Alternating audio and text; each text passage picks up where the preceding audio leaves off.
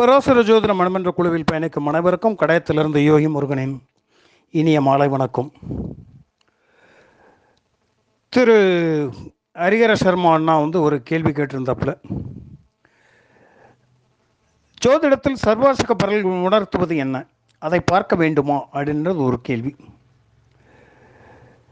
இங்கே சர்வாசக பரல் அப்படின்றது என்ன அப்படின்றத தெரிஞ்சுக்கொள்வோம். அதுக்கு அடுத்தால என்ன பண்ணிக்கலாம், அதை பார்க்கணுமா வேண்டாமா அப்படின்றத முடிவு பண்ணுவோம். மைத்ரேய மகரிஷி பராசர முனிவர்கிட்ட, அதாவது தன்னுடைய குருநாதர்கிட்ட ஒரு கேள்வி கேட்கிறாரு. ஜோதிடத்தில் ஏகப்பட்ட முறைகள் இருக்குது. இந்த ஏகப்பட்ட முறைகளில் பலன் பார்க்கும்போது ஒவ்வொருத்தரும் ஒவ்வொரு விதமான பலன்களை சொல்லிட்டு இருக்கிறாங்களே. இது மக்களுக்கு ஒரு புரிதல் இல்லாத தன்மையை தருகிறது. இதுக்கு ஒரு ஈஸியான மெத்தடு ஏதாவது இருந்ததுன்னா சொல்லுங்க அப்படின்ற மாதிரி கேட்குறாப்புல. அப்போது பராசர மகரிஷி சொல்லக்கூடிய ஒரு மெத்தடு தான் அஷ்டக வர்க்கம் அப்படின்றது. அஷ்டம் என்பது 8, வர்க்கம் என்பது பிரிவு. 8 வகையான பிரிவுகளில் நீங்கள் பலன் சொல்லுங்க அப்படின்ற மாதிரி சொல்லி கொடுத்தது தான் அஷ்டவர்க்கம். இந்த அஷ்டவர்க்கம் 3 பிரிவாக கொண்டது. ஒன்று பின்னாஷ்டக வர்க்கம், பிரஸ்தாரக அஷ்டவர்க்கம், அடுத்தல சர்வாஷ்டக வர்க்கம். 3 பிரிவுகளில் இது வரும். இப்போ மொத்த கிரகங்கள் 7 கிரகங்கள், லக்கணத்தை சேர்த்து 8. ராகு கேதுகளுக்கு இது இடநிலை அப்படின்ற மாதிரி சொல்லியிருப்பாங்க.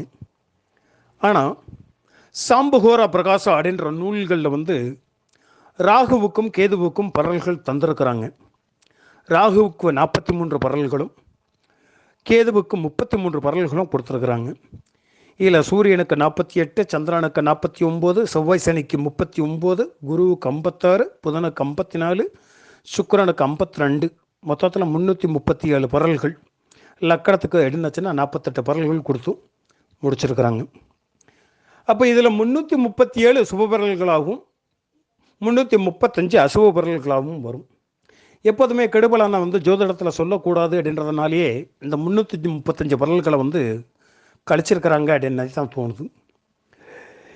இப்போது ராகு தரக்கூடிய பரல்கள் அப்படின்றது பார்த்திங்கன்னா 43 பரல்கள் அப்படின்ற மாதிரி சொல்லியிருக்கிறோம்.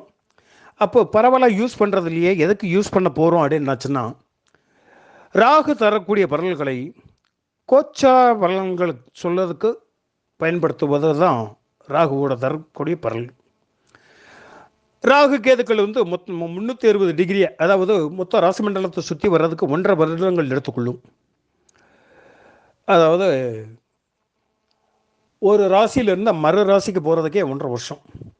உத்தேசமாக பார்த்திங்கன்னா 540 நாட்கள், அதாவது 45 நாட்கள் ஒரு ராசிக்கு என்ற மாதிரி கணக்கிட்டு என்ன பண்ணிக்கிறோம், நம்ம கணக்கில் சொல்லுவோம். அப்போ இங்கே ராகு தரக்கூடிய பரல்களை முதல்ல என்ன பண்ணிக்கிடுங்க, கணக்கிட்டு வச்சுக்கிடுங்க. 43 பரல்களை மொத்தம் 12 ராசிகளுக்கு டிவைட் பண்ணி வச்சுக்கோங்க. வச்சுக்கிட்டு அதை பின்னாஷ்டகம் இருக்க முறையில் நீங்கள் கையில் வச்சுக்கிட்டு 45 நாட்களுக்கு ஒரு முறை இந்த பலன்கள் எப்படி வரும் அப்படின்றத நம்ம என்ன பண்ணிக்கலாம், கணக்கில் சொல்லலாம். இந்த முறையில் நீங்கள் கணக்கில் பண்ணும்போது லக்கணம் தரக்கூடிய பரல்கள் 48ன்னா 48ஐயும் நீங்கள் ஆடிங் பண்ணிக்கிட வேண்டியது தான். இந்த பண்ணும்போது தான் லக்கணம் தரக்கூடிய பலன்களையும் அதில் ஆடிங் பண்ணும்போது தான் ஒரு துல்லியமான ஒரு பலன்கள் அப்படின்றத வரும். இப்போ ராகுகேதுக்கள் என்ன இருக்குது, 45 நாளுக்கும் ஒரு முறை மாறிக்கிட்டே வருது அப்படின்ற மாதிரி கணக்கில் எடுத்தாலும், இப்போ இந்த கோச்சார பலன்களுக்கு என்னச்சுன்னா மேடத்தில் ராகு, கன்னியில் கேது. இப்போ என்ன பண்ணிக்கலாம் என்னச்சுன்னா 45 நாட்களுக்கு ஒரு முறை நீங்கள் என்ன பண்ணிக்கலாம், எந்தெந்த மாதங்களில் சூரியன் நிற்குதோ அதுக்கு தகுந்த மாதிரி நீங்கள் என்ன பண்ணிக்கலாம், இந்தந்த மாதங்கள், அதாவது ராகு தரக்கூடிய பரல்கள் 2 பலன், ஒரு பரல் இருந்ததுன்னா நல்ல பலன்களாகவும், ஒரு 4 பரல் 5 பரல் போயிடுச்சு என்னச்சுன்னா அந்த இடம் கெடு பலன்களை தருவதாகவும் நீங்கள் தாராளமாக வைத்துக்கொள்ளலாம். இது கோச்சார பலன்கள் சொல்கிறதுக்கு யூஸ் ஆகக்கூடிய மெத்தடு. இது ராகு கோச்சார கிரகங்கள் தற்சமயத்தில் என்ன இருக்குது, குரு என்ன பண்ணி இருக்கிறாரு, ரிஷபத்தில் இருக்கிறாரு அப்படின்னாச்சுன்னா குரு தரக்கூடிய பரல்களை பூரா என்ன பண்ணிக்கலாம், தனியாக பின்னாஷ்டகத்தை மட்டும் எடுத்து எந்தெந்த மாதங்களில், அதாவது சித்திரை மாதம் அப்படிங்கும்போது என்னாயிட்டுக்கும் மேஷத்தில் இருந்து கணக்கில் எடுங்க, பங்குனி மாதம் அப்படின்றத மீனத்தில் கணக்கில் எடுத்து வச்சுக்கிடுங்க. அந்தந்த மாதங்களில் குரு எதில் அதிக பரல் இருக்கிறாரோ அதில் வந்து என்ன பண்ணியிருக்கலாம், நல்ல பலன்களாக இருக்கும் அப்படின்ற மாதிரி நீங்கள் தாராளம் என்ன பண்ணிக்கலாம், எடுத்துக்கலாம். இதில் 337 பரல்கள் சுப பரல்கள் அப்படின்னு நம்ம சொல்லி லக்கணம் தரக்கூடிய பரல்கள் 48 என்னாச்சுன்னா 385 பரல்களுக்கு நீங்கள் கணக்கிலே சொல்லலாம், தப்பு கிடையாது.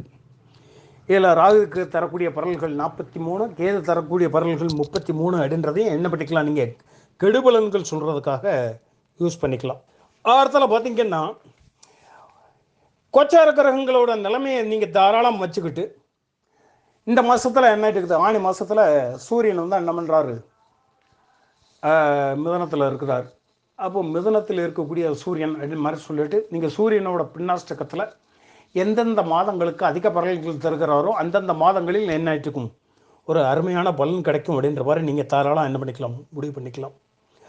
இந்த பின்னாஷ்டக வர்க்க பரல்களை கோச்சார கிரக நிலைகளுக்காகவும் சர்வாஷ்டக பரல்கள் தரக்கூடிய நிலையை நடப்பு தசாபுத்தி காலங்களுக்கும் பயன் சொல்லும் போது மிக சரியான பலன்களை உங்களால் சொல்ல முடியும். இதுக்கு அருமையான ஒரு ரிசல்ட் கட்டாயம் கிடைக்கும். வயதோட்டத்தின்படி எந்த வருடத்தில் பிறந்திருக்கிறீங்க அப்படின்றத பாருங்க, அந்த வருடத்தில் லக்னமாக வைங்க. நடப்பு வருஷம் எந்த ராசியில் இருக்குது அப்படின்றத பாருங்க, அந்த ராசியில் சர்வாசக பரல்கள் எத்தனை அப்படின்றத வச்சு அந்த வருஷம் தனக்கு எப்படி இருக்கும் அப்படின்றத நீங்கள் தாராளம் பார்த்துக்கலாம். இதில் லக்கணம் தரக்கூடிய பரல்களையும் சேர்த்தே கணக்கிட்டு பாருங்கள். அதாவது 48 பரல்களையும் சேர்த்து 385 பரல்களுக்கு சுமாராக ஒரு ராசியில் 32 பரல்களுக்கு மேலே இருக்கும்போது அந்த வருடம் சிறப்பானதாகவும் 24 பரல்களுக்கு குறைவாக இருக்கும்போது அந்த வருடம் சிறப்பில்லாத தன்மையாகவும் நீங்கள் தாராளமாக கருதலாம். இது வருட பலன் அறியக்கூடிய ஒரு முறைக்கு தாராளம் யூஸ் பண்ணிக்கலாம். இதனால் வரைக்கும் அஷ்டக வர்க்கத்தில் வந்து ஆயுள் கணிதம் பண்ணும்போது 337 பரல்களுக்கு மட்டும்தான் கணக்கு போட்டு பார்த்துருப்பாங்க. அது நிறைய பேர் சரியாக வர்றதில்லை அப்படின்ற மாதிரி சொல்லியிருக்கிறாங்க. ஆனால் இப்போதைக்கு சில அறிஞர்கள் வந்து என்ன பண்ணியிருக்காங்க, லக்கணம் தரக்கூடிய பரல்களையும் நம்ம சேர்த்து தான் என்ன பண்ணிக்கிறோம், கணக்கு பண்ணோம். அதை கணக்கு பண்ணும்போது என்ன ஆகிட்டுருக்குது, சரியாக வருது அப்படின்ற மாதிரி சொன்னாலும் அதுவும் ஒரு சுமாரான கணக்கீடுகளாகத்தான் வருது. இங்கே ராகுகேது தரக்கூடிய பரல்களை வந்து யாருமே கணக்கில் எடுக்கிறதில்ல. இங்கே ராகுகேதுக்கள் தரக்கூடிய பரல்களுக்கு சோத்தியபிண்டம் இல்லைன்னா சுத்தபிண்டம் கணிச்சு மொத்த ஆயுர்தாயத்தில் இருந்து ராகுகேது தரக்கூடிய ஆயுளை நீங்கள் கழிக்கும்போது மிகவும் துல்லியமான ஆயுள் கணிதம் வருவதை தாராளமாக கணக்கிடலாம். இது ஆயுள் கணிதம் மெத்தடுக்கு வந்து ராகுகேதுக்களோட தன்மையை வந்து நீங்கள் தாராளமாக பயன்படுத்தலாம். இது அனுபவத்தில் வந்து என்ன இருக்குதுன்னா மிகச்சரியாகவே வருகிறது. சரி, பின்னஷ்டகத்தை மட்டும் வச்சுட்டு நம்ம எப்படி சார் பலன் சொல்கிறது அப்படின்ற மாதிரி கேட்டிங்க அப்படின்னாச்சுன்னா, ஒரு சுக்கிரனோட பின்னஷ்டகம் இருக்குது. சுக்கிரன் எந்த ராசியில் நிற்கிறாருன்னு பாருங்கள். லக்கணத்துக்கு 2ஆம் வீடு வரைக்கும் உள்ள பரல்களை சேர்த்து கூட்டும் போது வரக்கூடிய தொகை எதுவோ அந்த வயதுக்கு மேலே ஜாதகனுக்கு திருமணம் நடக்கும் அப்படின்ற மாதிரி சொல்லலாம். குருவோட பின்னஷ்ட வர்க்கத்தில் குரு நின்ற ராசியிலிருந்து லக்கணத்துக்கு 2ஆம் வீடு வரைக்கும் உண்டான பரல்களை சேர்த்து கூட்டும் போது வரக்கூடிய தொகை எதுவோ அந்த வயதில் வந்து ஜாதகனுக்கு குழந்தை பிறக்கும் அப்படின்ற மாதிரி சொல்லலாம். வீடு வாங்கணும் அப்படின்னு வச்சுன்னா செவ்வாயை இப்போ கணக்கில் எடுத்துக்கிடுங்க. செவ்வாய் நின்ற இடத்துலேருந்து 4ஆம் வீடு வரைக்கும் அந்த வயதுக்கு அது இங்கே பாவகங்களையும் கிரகங்களையும் மட்டுமே இணைச்சி என்ன பண்ணிக்கலாம், தாராளமாக சொல்லலாம். இதில் கொஞ்சம் துல்லியமான பலன் வேணும் அப்படின்ற மாதிரி இருந்துச்சுன்னா லக்கணம் தரக்கூடிய பலன்களையும் நீங்கள் சேர்த்து கணக்கிட்டு பார்த்தீங்க அப்படின்னுச்சுன்னா பக்காவான ரிசல்ட்டு உங்களுக்கு கையில் கிடச்சிரும். இதே மாதிரி சூரியனோட பின்னர்ச வர்க்கத்தில் அதிகபட்ச பரல் எந்த ராசியில் இருக்குதோ அந்த ராசியில் சூரியன் சஞ்சரிக்கக்கூடிய காலங்களில் நீங்கள் என்ன பண்ணிக்கலாம், தாராளமாக சுபகாரியங்கள் செய்யலாம், ஆலய வழிபாடுகள் பண்ணலாம் அப்படின்ற மாதிரி நம்ம தாராளம் சொல்லலாம். கிரகங்கள் இருக்கக்கூடிய ராசிகளுக்கு தகுந்த திசைகளையும் கணக்கிட்டு அந்த திசைகளில் உள்ள சிவாலயங்களுக்கோ இல்லை அப்படின்னுச்சுன்னா அந்த திசைகளில் நமக்கு அதிர்ஷ்டமான திசையை சூஸன் பண்ணிக்கிறதுக்கோ அது ரொம்ப யூஸ்ஃபுல்லாக இருக்கும். ஒரு எளிய